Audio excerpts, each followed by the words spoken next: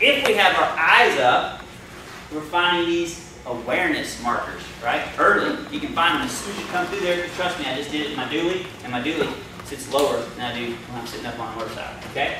So, coming through here, I found my awareness markers, so I know I can start using those as kind of a, you know, a telltale sign of when I need to start slowing down, right? Because this corner we know is off camber, downhill, and blind, okay? So, very tricky corner, right? But we got to enter it wide, we got to enter up here, but then bring it down to this cone, right here, okay? And then it'll come here, and it'll come here. I see a lot of people out here, for some reason, the only reason you would be doing a big, wide entry like that is because you're setting up for a huge drive out of the corner. There's no huge drive out of that corner. There's nowhere. More than likely, you guys are coasting from here to here. So why do we need to waste time going wide, adding an angle, still trying to slow the motorcycle down?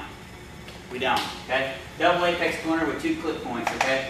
You clip here going in, you bring the bike out here, this is our real apex, and then you find this clip point here exiting, all right? So are you getting above the second seam in that corner? When I was showing you guys this morning, I was, like when we did the round robin, I went around it. When I'm at full race pace, I don't, just because I find this a little waste of time and I have a hard time getting the bike to steer back at full race pace. You guys may feel more comfortable setting it up a little wider going out there, and I'm perfectly fine with that. If I see you guys out there, I'm not going to say too much, but as you get going faster, I think you're going to feel more comfortable just drifting up to that second seam and not crossing it, okay? But when I come to here, I trail brake down to there, but then I kind of pick up a little bit of throttle and accelerate over to here, just a little bit, what we call maintenance throttles. Boom. Just so I'm not coasting, right? We don't like to coast, right? You need to be in the throttle or in the brake. You're saying coast, but actually when you're off the throttle, you're decelerating. You're not coasting. Yeah, you're decelerating. You got the motor shut off and it's slowing you down. And when you get to neutral throttle, you're not necessarily accelerating, but you're at least rolling through that corner. You're not decelerating. And your chassis is also set.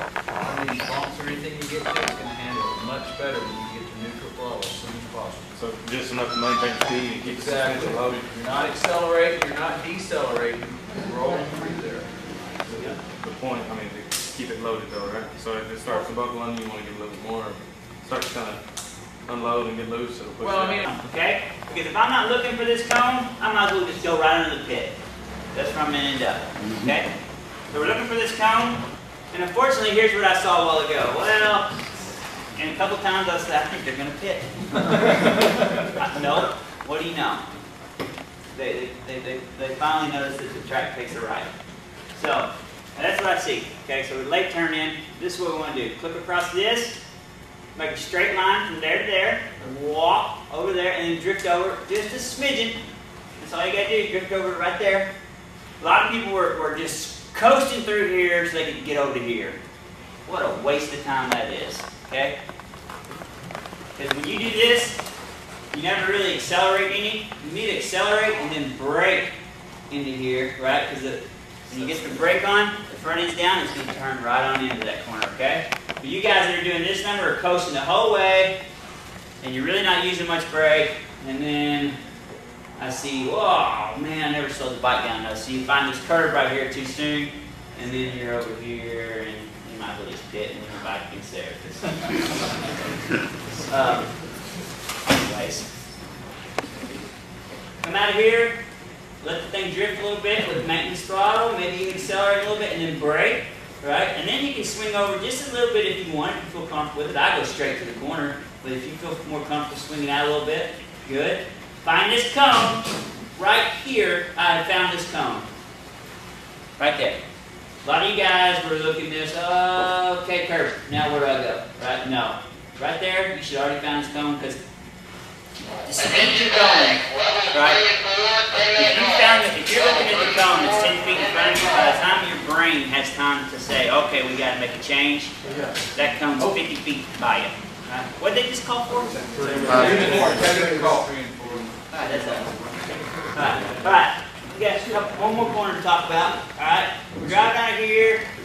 There's a seam here. I never go up over that first seam, right? Just kind of drift up to it and then drive out of here. Shallow, real similar to how I do this corner, right? Shallow and then wide, okay? Because the asphalt's a lot better here, and it's also, you see that the heel drops off that way, right? And that's where the cars go in. It's polished, off camber. Can't really drive, and it's got some bumps out there too, right? Driving out of this corner. So I like to get it steered here, come out shallow, and then let it run wide with throttle. Okay? Alright. Then we're going down into this corner. There's a few different lines through it, and I will tell you that this line, that one, with dust coming off your back tire is not it. Okay? And I saw that by about 4 people. Okay? That is not the line. You need to pick your vision up, right? Be looking here as you're coming through here, right? This is where we want to be. No matter where we are through here, we want to be here no matter what, okay? So we can start driving out of the corner. It's a really, really deep decreasing radius corner with bumps through here, and you really can't pick up much throttle through here, right? Okay? So pretty much until you get to here, all you are is really managing throttle. So just make sure your bike is aimed this direction when you get to there, okay? I see some people picking up the throttle, doing this number, and then they're like, oh, god dang, it's into the track, and doing all they can to stay on. That doesn't work, okay? I actually run my bike down a little underneath them bumps, and then let it drift up a little bit right here, and then I cut it back. But that's, you can try it. It's pretty hard to do, and you may not like it, but that's what I do. And a lot of people can't really seem to pull it off very well, but I found that I can brake about 100 feet deeper if I do it that way, and I'm getting underneath them bumps. But this is probably a line you're going to be a little bit more comfortable with today, a little bit wider. Not out in this crap, okay, because this is where the rubber goes off the cars and stuff, and it's not too good out there and dusty, right? So just a little past half track is good enough, all right? And then start looking up here, gradually bringing your line back, and then by this point, what do you know? You're angling for this cone, and you're driving wide open. Right there. Super fast. So you're breaking down to where and then picking up the throttle for me. Well, you know how I feel about braking. It's all dictated by your speed and your ability. Okay, so I brake to here, or I don't get on the brake till there. So I'm recommending probably start with 4. I'm sure that any of y'all saw me pass y'all going to realize that I don't brake going into turn 1 much at all. So I didn't see it, but